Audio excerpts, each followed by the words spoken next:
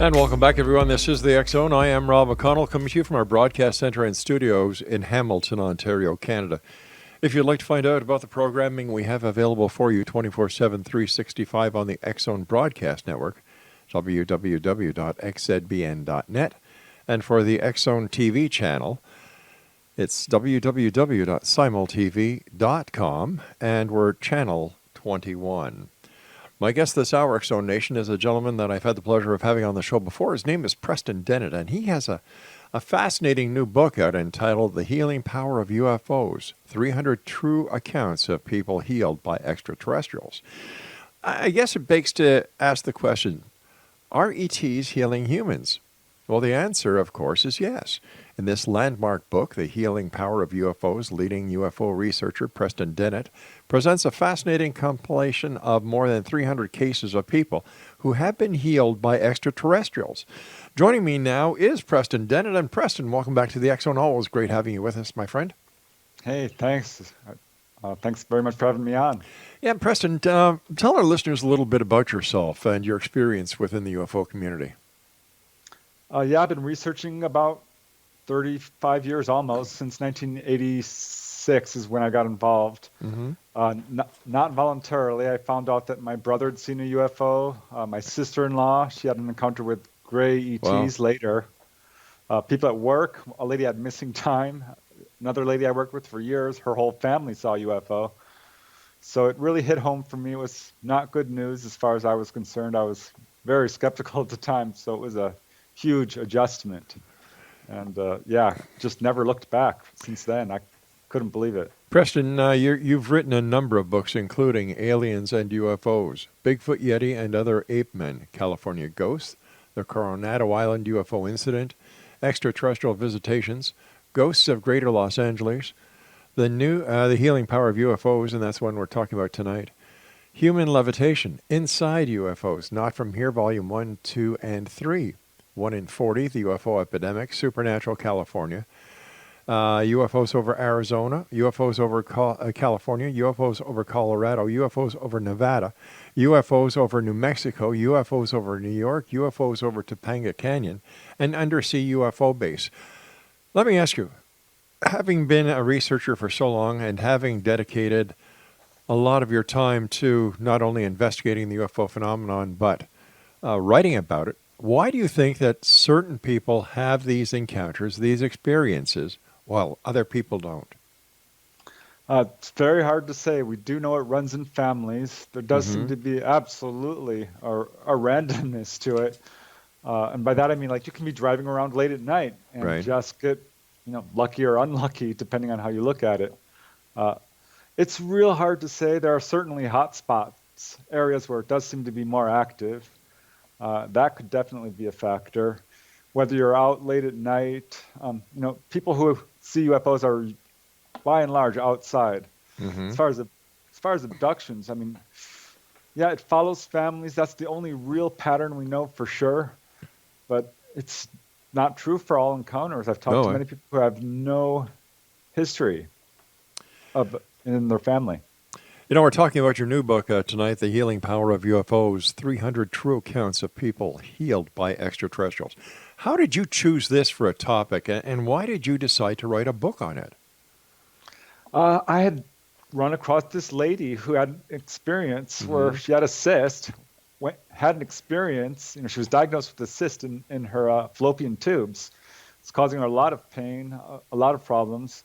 Went to the doctor, it was completely diagnosed. She was scheduled for surgery, and she had an experience prior to surgery, and went to the doctor, and they were pretty upset because the cyst was gone. Now they did all the pre-surgery MRIs and so on, and they couldn't find it. And they're like, well, this is really unusual. This X-ray here shows that there's fluid here in your fallopian tube, which is only present if you've had surgery. Right. Which, of course, she hadn't. Well, not here on Earth, apparently.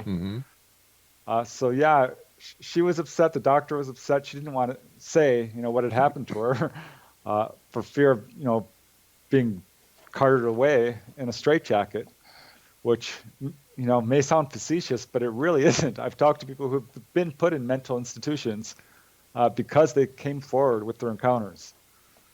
So yeah, she kept secret about it, and Right. gosh, it interested me. I'm like, wow, I've heard about other cases like this.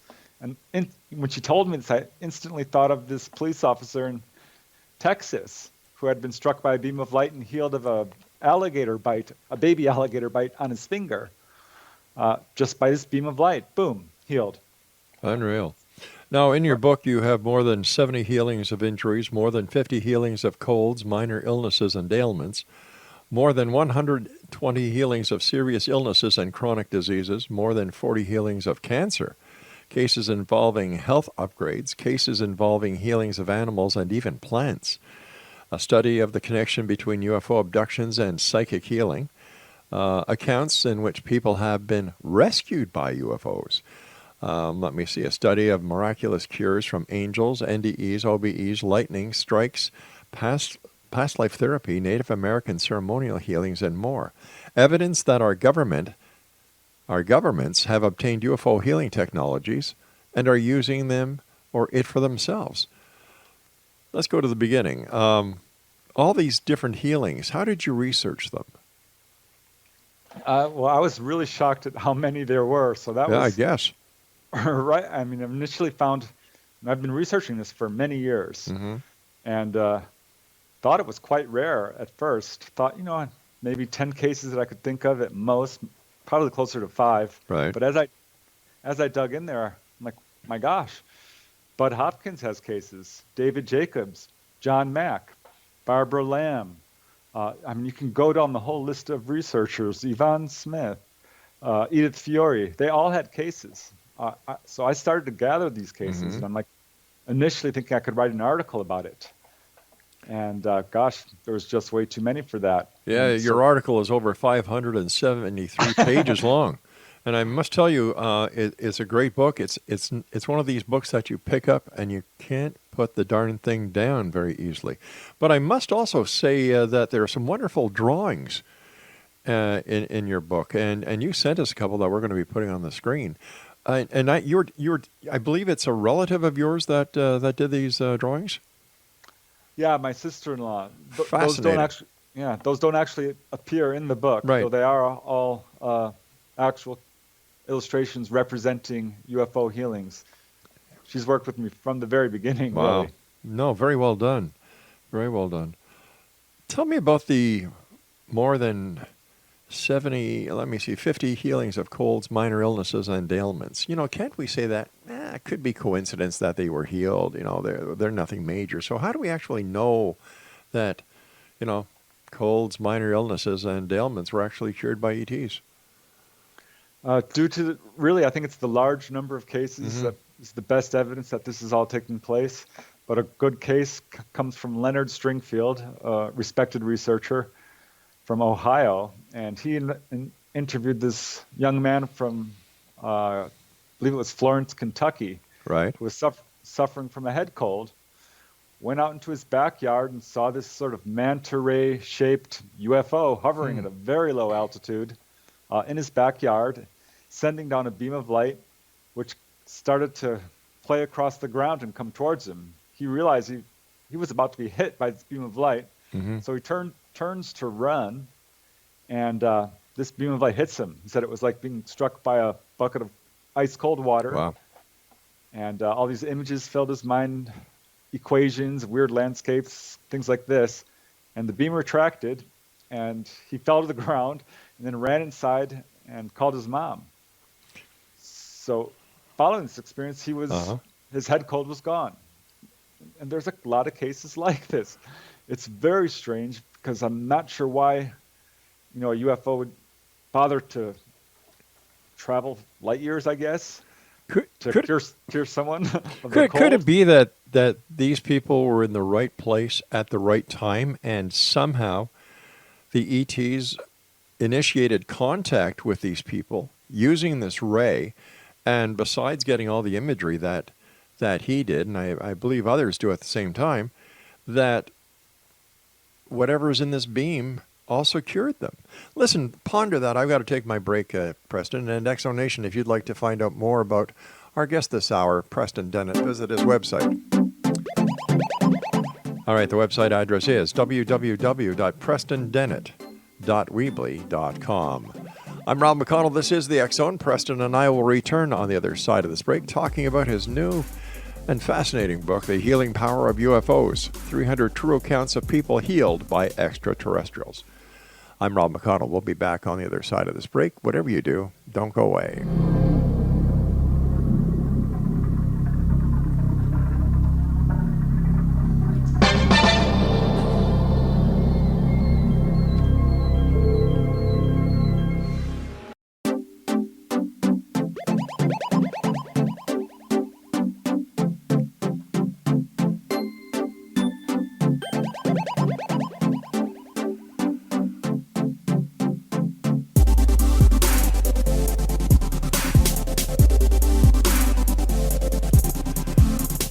All right, X Zone Nation, I'd like to say hello to all the members of the X Zone Nation who are watching this show that is being distributed around the world by Simul TV. And according to Simul TV, that is an approximate 287 million people around the world watch the X Zone TV show on the X Zone TV channel.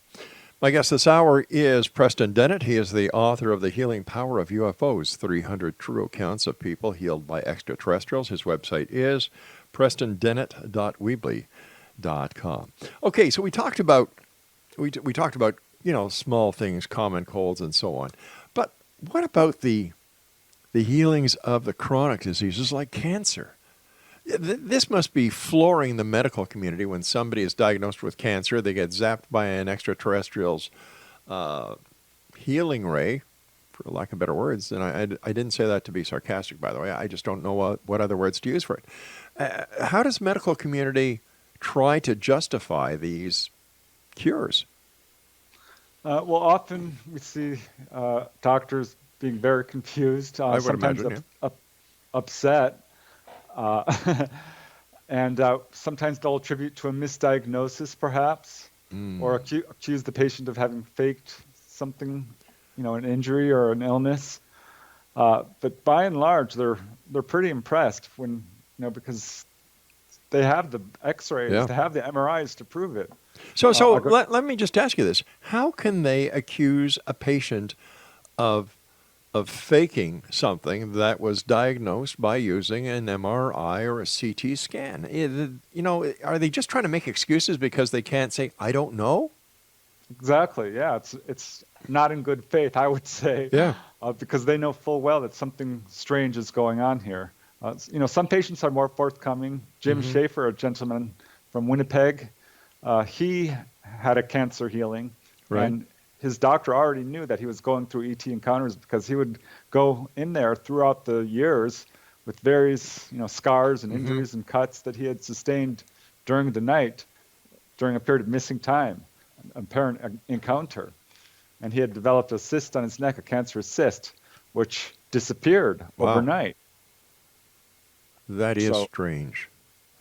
So what did the doctor say? How did the doctor react? Besides the shock that there was a cancerous cyst there yesterday and today it's gone, what kind of questions did the patient get asked? Well, they wanted to know what happened, and the patient couldn't answer in this case because he had missing time. But they listed his case as miraculous, which happens in a number. This is what a number of witnesses have told me, that their case was listed as a miraculous healing, which apparently is a thing, where there's spontaneous remissions that cannot be explained. Right. A lot of physicians run across this. I don't know if they realize that possibly in some of these cases, it wasn't, necessarily spontaneous in the way we think of it. There was intervention. There are also other serious illnesses and chronic diseases that are cured. Can you share some of them with us? There isn't a part of the body that hasn't been touched. I put a whole chapter on just the eyes, for one thing, which I found really interesting because there was a lot of cases.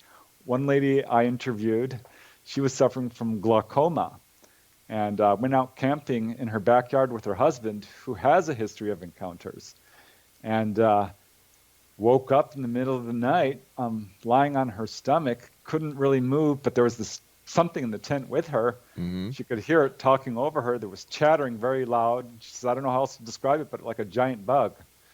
And, praying mantis is the type of ETs this gentleman is in contact with. At any rate, her optic nerve was having a lot of problems at this time.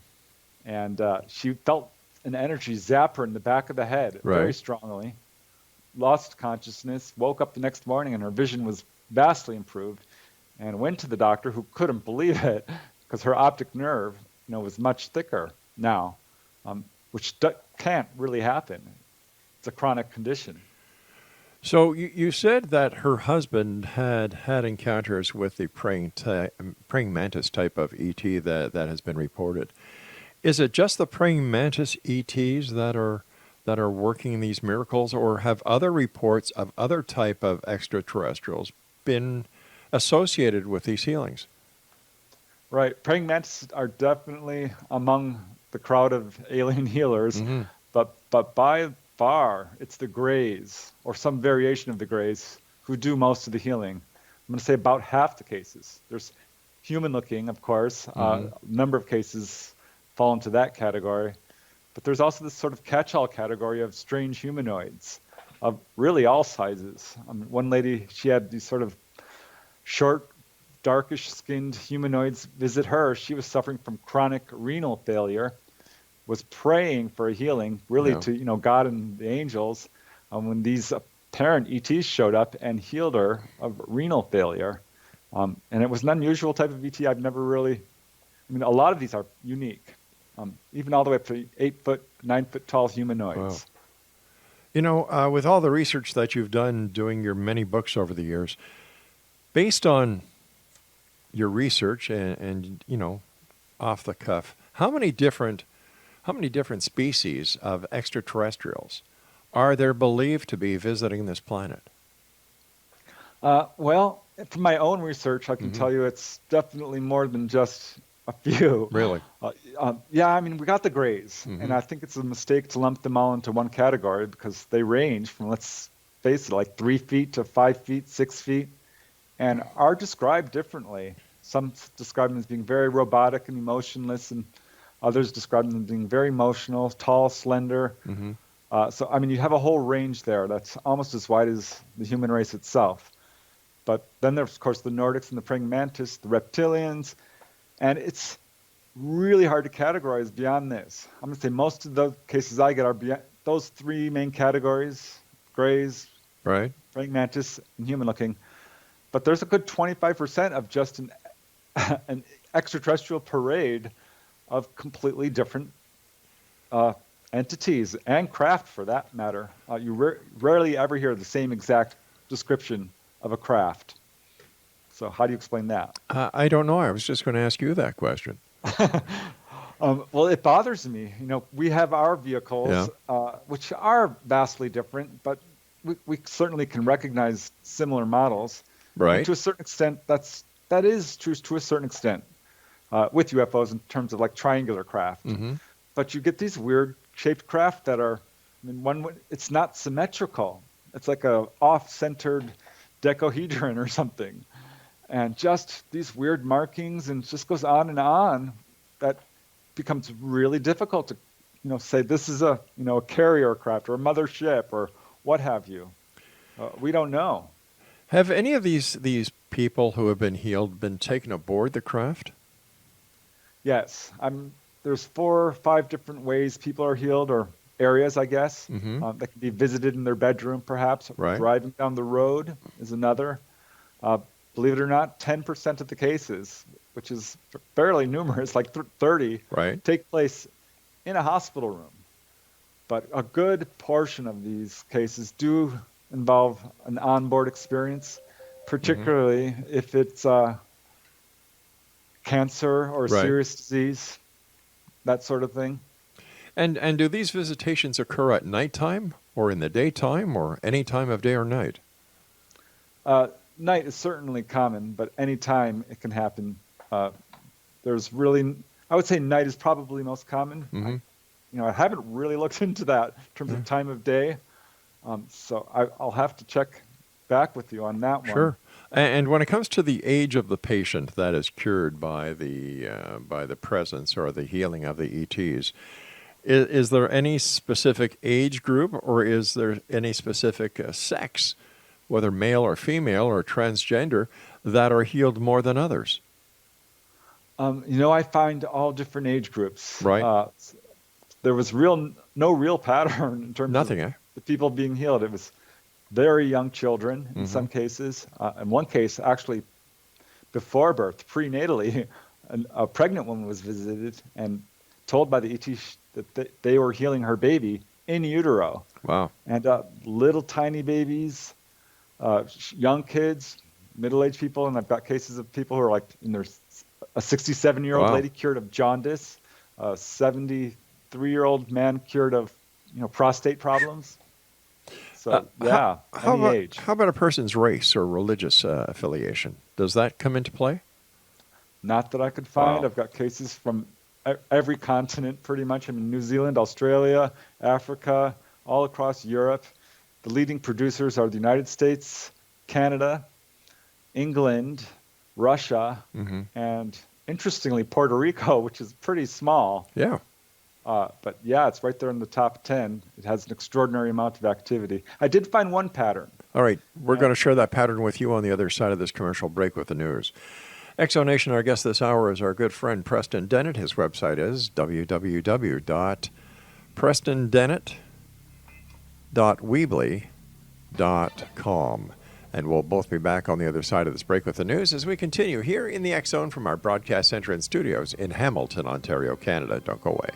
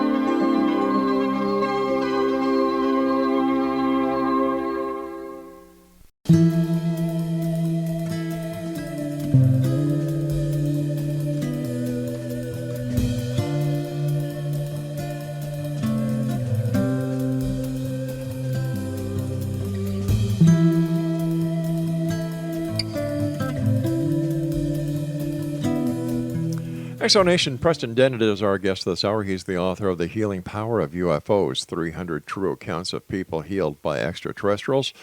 It's available on Amazon.com. And for more information on Preston and the number of books he's written and so much more, visit his website at prestondennett.weebly.com. Now, Preston, before we went to the break with the news, I was asking you certain questions. And just before we had to leave, you said you found something that was very interesting. Share that with us. Yeah, I'm trying to figure out who's getting healed and why, and because there didn't seem to be any real patterns to it. Of course, if you're already having contact, it's within your family, if you have a history of abductions, certainly that is a huge factor. I'm going to say, gosh, good half of the cases, maybe not quite. Right. A third involve people who have a history of contact. But there's a bunch of people who don't, so that wasn't it, really. What I found, and it was kind of a loose pattern, but it was certainly there, is that people who are in some capacity doing good work for humanity, their vocation would be something like lots of social workers, right? Environmentalists, people who, doctors, a lot of cases involving doctors, inventors, teachers, this sort of thing. A good example would be Michael Carter, really interesting gentleman who consented to an interview with me and had an experience. He actually does social work. He was commended by President Clinton for his work against racism. So pretty hardworking at that. And he had a healing experience. It was that same pattern. He was healed of a blood clot in his leg by a human-looking ET, which visited him in his bedroom. Is it possible that we're actually learning about modern day experiences of what used to be called angelic visitations? Yeah, I think in some cases we're probably labeling this as ETs when it's Hmm. really angels, and really angels when it's Yeah, ETs. exactly. Um, there's a bleed through, and it's difficult in some cases to decide, really, when someone says, I saw a glowing figure come into my room and it healed me. I mean, that could be either. So I did include a chapter on angelic healings because the literature on that, I have to tell you, on angels is pretty comprehensive. I mean, there's a lot of stories out there, and many do involve healing. So, I mean, one lady, this is kind of an interesting aside, she told me, she's an abductee, the Hmm. ETs told her flat out that yes, some of the so-called angelic visitations that we've recorded in our history were actually them. They Hmm. told her this. That must So, have been that must have been very powerful messages or interaction that she had with these ETs or angels that that she was able to express that this is what they actually said. Now, when these ETs or angels communicate with those that they're healing, if they have any verbal or contact as such, is it verbal or is it clairaudience sort of? right. Telepathic is Yeah. generally the rule during onboard experiences, but I have to say, some people are healed Hmm. and there's no communication. One lady Really? I interviewed, a lady from Norway, was healed of a back injury. I've got like 15 cases of people healed of back injuries or sore chronic back pain, and they didn't say anything. These grays just filed in, flipped around like a rag doll, she said. He put something on her back. She felt Hmm. the energy of it and filed out, and they were done. So, I mean, less than a minute, really. Have any of the people who have been cured reported that they feel as if they've been upgraded? For example, increased IQ, increased talents that they did not have prior to the encounter or the experience or the curing. Yes, it's fairly common actually, and it's amazing because people report that they feel like they've had their lifespan Mm. extended. They feel like they've been made smarter. They feel like they've been made stronger, faster, that they can run faster, that they heal more quickly. And it's not uncommon. And these are perhaps not a specific healing of a specific ailment. Right. But John Hunter Gray, that's what happened to him. He reported 20 separate physiological improvements. And just went down the list. He was an adult, yet he grew like 3 inches. His feet grew in size. His cuts started healing faster. A case from Artie Six Color Clark. She talks about a bike racer, a bicyclist, Hmm. who had an abduction experience and came away from it much stronger and faster than he was before. Another kid, a student, rose to the top of his class. So just case after case of this. It's very interesting. Has there been any statistical work done yet, Preston, that would show any increase of the life cycle of any person that has been cured or had an ET visitation? There's been no formal research into it really at all in terms of Hmm. the lifespan of the average abductee, as far Right. as I know. But I do find it interesting that humanity's lifespan is steadily increasing. Yeah. And one case does come to mind. A gentleman from Gainesville, Florida, was suffering from, I believe it was a hernia, and had a visitation by gray ETs, one of many he's had in his life. And he had gotten to the point where he's like, you again, and was able to speak with them and said, hey, I've got this hernia. Can you fix it? And they said, we know what you are talking about, and we will repair it. And they did. And so he's talking to them again. And he asked them, why are you visiting me? Why me in particular? And they told him it's because of your genetic capacity to live a long life, which made sense to him because his grandfather was 106 years old at the time, My goodness. and yeah, living a very long life. So the ETs do seem to be interested in longevity. What do these cases tell us about our very own medical technology then? Right. Yeah, I think they've got a lot to teach us, certainly. Most of the people who are being healed by some version of light therapy. I guess Mm-hmm. we would call it lasers, are very common. Reports of these laser-like instruments that can open up people's skin and sew it right back up. Boy, if we could do that, that would be amazing. And I mean, their technology is curing what we call chronic conditions. So clearly that's a misnomer. Chronic only means we don't understand or know how to heal it. I think there's definite lessons we can learn from the ETs, and it seems to me we're picking up on some of it already in terms of the use of lasers, and light therapy is enjoying a huge popularity right now. Well, I understand that that NASA has developed light therapy instruments that are used in hospitals using different color LED lights and colors at different frequencies. Right, and electrical impulses to Yep. heal wounds, and of course we've known for years that sunlight and light therapy can cure jaundice. Yep. So yeah, I think there's really remarkable similarities really between how ETs heal people and how we do. It's basically the same way. What you do see a lot of is as well, which I found interesting, maybe 20% of the cases involve not instruments, technological instruments, but mind power or hands-on healing on the part of the ETs. So that kind of surprised me, actually. Well, if ETs have the power to cure people, why do millions of people die of disease every year? Why don't they cure everybody? Why only a select few? If it is just DNA or genetics, wouldn't they be able to modify what they're doing to help these other people as well? Yeah, I mean, that's the million-dollar question. It's sad because there are a lot of abductees who are suffering from horrible medical conditions and have one illness or another healed and not others. And yeah, millions of people are dying. The ETs are doing nothing, about the children in the cancer ward sort of situation. My guess is that the 300 cases I've documented in this book is just the tip of the iceberg, and that there's a lot more of this healing activity going on than even that is recognized within the UFO community. But on the other hand, they can't heal everybody.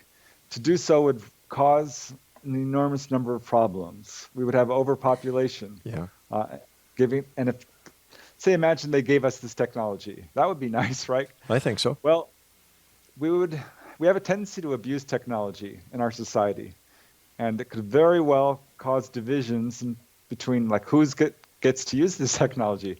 Will it be given only to the power elite, the super rich? Is it only for the military and soldiers? Right. And how would you possibly regulate something like this when we have such overpopulation problems and such aggressions between nations? It's a real problem. I think that's one of the main factors. Here's a question I'd like you to ponder as we take this final break, Preston. Why would an ET travel light years to cure someone with a common cold? Stand by, Preston. We'll be back on the other side of this break. And X Zone Nation, my guest this hour is Preston Dennett, and he is the author of The Healing Power of UFOs, 300 True Accounts of People Healed by Extraterrestrials. It's available on Amazon.com, and if you'd like some more information about Preston, his website is www.prestondennett.weebly.com. This is the X Zone. I am Rob McConnell. We're coming to you from our broadcast center and studios in Hamilton, Ontario, Canada. To get the current edition of the X Chronicles newspaper with our compliments, visit www.xchroniclesnewspaper.com. Preston Dennett and I will be back on the other side of the short break as we wrap up this hour here in the X Zone. Don't go away.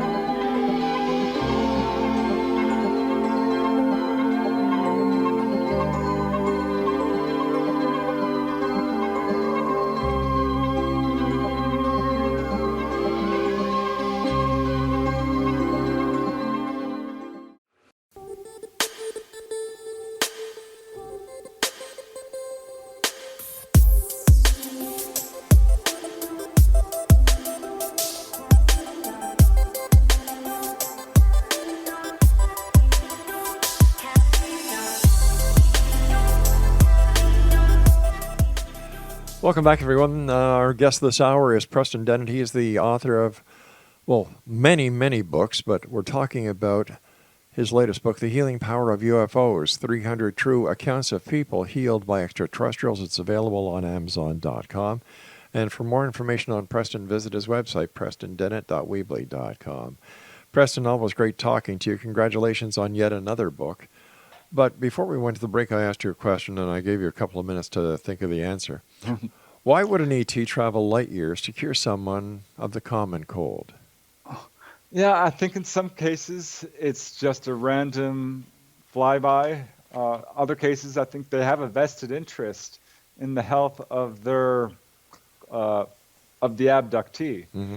Certainly, the abductees feel this way. A good portion, well, a significant portion of them feel like they're being treated no different than you would treat a lab rat or a farm animal, so to speak. They're maintaining their health so they can produce, say, hybrid babies. In other cases, the ETs profess to have a relationship with these people, and that perhaps they're ancestors of ours or time travelers or related to us in some way. We do know that they seem to be very interested in all things human, from our planet to our animals to plants, the whole deal. And certainly, the most common thing when someone's taken on board is being physically examined. So they're very interested in us for whatever reason. And I don't know if there are some cases where the ETs have clearly no vested interest in healing a person. I mean, it doesn't do them any good that certainly we can see. It's hard to say. When you gave the possibility that we're lab rats, that's quite a scary thought, that here we are being basically experimented on, groomed, basically being taken care of, these ETs. And that brings up the question, why? What is the ultimate goal? Are we going to be part of their diet in the future, or what do you think is happening here? Well, I mean, there does seem to be an escalation of activity in that since the modern age of UFOs, 1947, there's been a lot more activity than there has been historically. I'd say it's pretty much unprecedented. While there have been waves and evidence of so-called ancient aliens, we're seeing something different now in modern times. And it's hard to say where this is leading. But ETs do appear to have an agenda pushing towards open official contact, perhaps. And I say that because of these giant waves of activity like Phoenix Lights or Hudson Valley or Gulf Breeze or Belgium. I can go on. They're showing themselves clearly on purpose. But it doesn't seem like they've been showing themselves lately. And is this the quiet before the storm? Yeah, we're overdue, for sure. It seems to happen like every 5 years or so. A giant wave of sightings that's so monumental and in your face that it just can't be ignored. The mainstream media has to cover it because people are in an uproar about it. And we're definitely overdue for that. And I'm really interested to see how this all pans out because I don't think ETs are planning on invading us. They could have easily. I don't see evidence of what I would call hostile intent or sadism or deliberate torture or really malevolent types of behavior. I don't get really any of that. I don't want to say any, but it's far skewed towards the positive, really, in comparison to humans, for sure. Sure. In the information you sent us on your book, The Healing Power of UFOs, one of the talking points is evidence that our governments have obtained UFO healing technology and are using it for themselves. Explain that. Yeah, this is alarming. When I started researching into this, there's the whole UFO crash retrieval phenomena, which is pretty popular right now. It's one of the cutting edges of UFO research. That the disclosure movement, onboard experiences, but this whole crash retrieval stories is really all we have right now. Sometimes supported by multiple witnesses, often not. But there are enough for us to say pretty conclusively that our government, or some aspect of it, and certainly other world governments, have obtained crashed UFOs and alien bodies. And this is an important fact because these UFOs are filled with healing instruments and healing technology. But It's one of the Preston, how do we know for a fact that that that these ETs are really there and that there are in fact crashes when no one has produced any hardcore evidence? Yeah, it's ironic because an actual artifact, an alien artifact, would be incontrovertible evidence. Exactly. And here we have, hundreds of reports of, crashed UFOs, which would be the best evidence. But it turns out, we have no physical evidence to support this. I think we do have enough eyewitness accounts coming from highly credible sources, really. Some people who are well placed, within the military, highly educated, and are sent to UFO crash sites to investigate the, propellants or the crash site, the burns and the metal and all of this. These are, the reports are surprisingly numerous. But we've got a number of whistleblowers right now saying, yeah, we've got this healing technology and are using it. But a whistleblower isn't always credible. Whistleblowers, for the majority of the cases, are people who are looking for some fame because they want their 5 minutes of the spotlight. So how do we, I understand that there are credible people who go to these alleged crash sites, but they never come back with any evidence. They never come back with any photographic evidence. And if they're going to talk about it, you would think that with today's technology, everybody has a camera that they bring with them from one piece of equipment or another, like a cell phone or whatever. But they don't. So this is where I have a bit of a problem with anyone who says that, well, I went there and I did this, that, and the other thing, or I saw this, or I know for a fact this, when they can't, when they're willing to divulge this information to anyone who will listen, but they don't produce any information to corroborate their stories. So how do we decide what is real and what is just fiction? Yeah, it's a real hall of mirrors, this field, which kind of shocked me when I got into it because, I never really expected there to be such a thing as disinformation. Yeah. Or really cover-ups. But we do know there's a cover-up. That's demonstrable. How do we know that? How do we know that, Preston? Tell me how it can be proven that there is, in fact, a cover-up, that it's just not a conspiracy theory that is being perpetrated and planned by the UFO community, because as long as the cover-up conspiracy is in place, the ufology groups do not have to provide any evidence because, well, listen, the government has it, the men in black, and so on and so forth. Well, we know because of the hard work through the Freedom of Information Act by people like, Peter Gersten, Larry Fawcett, Dave Greenwald more recently, or John Greenwald, right, of Black Vault. There are absolutely enough documents out there which have been released through the Freedom of Information Act from intelligence sources like the FBI, the NSA, the CIA, which express a direct interest in UFOs and talk about it very forthrightly. I understand. I'm sorry for cutting you off. It's just that we're running out of time really fast here. I understand that, Preston. But just because they classify it as a UFO, which is just an unidentified flying object, how do we know that their reference is being made to a spacecraft that has flown right across the universe to come to this planet and visit? Because they call them craft in many of these documents. But once again, there's a lot of military craft out there that a member of the FBI or NSA would not know that it is in fact an experimental craft from their own military. We've seen this before. The problem is these witnesses are themselves pilots and military men and Navy people who don't recognize it, but that doesn't are sent there by the superiors to vector these objects. Right, but that doesn't mean just because they're experienced or given classification of in one area that they know everything that is going on. For example, the Tic Tac video. You look at that, and so the New York Times put it out to be this earth-shaking video. You look at that, and a number of people have come forward and said, well, that's just hyperspace experiments that were going on. And, of course, the military in that area wouldn't know what the heck was going on. So how do we know, especially when this happened after the Soviet Union came out and said, well, we have hypersonic vehicles that could evade any of your air defenses. And the United States, a few weeks later, comes up with this. So how do we know?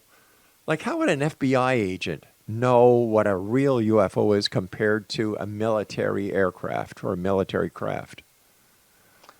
Well, we know because of the events that happened over White Sands early on when we started launching missiles, of events that happened over Edwards Air Force Base, which put the whole base on alert. These objects were caught on radar. They weren't ours. We were thinking, could they be Russian? Definite possibility, but that's not what intelligence investigations showed them to be. There was one sighting over Edwards Air Force Base which really shook up high levels of government. All right, I hate to do this, my friend, but we'll have to have you back on to continue this very interesting conversation. Congratulations on your book, The Healing Power of UFOs, 300 True Accounts of People Healed by Extraterrestrials. Preston Dennett has been my guest this hour. His website is www.prestondennett.weebly.com. I'll be back on the other side of this commercial break with the news as we continue here in the X Zone from our broadcast center and studios in Hamilton, Ontario, Canada. I'm Rob McConnell. Don't go away.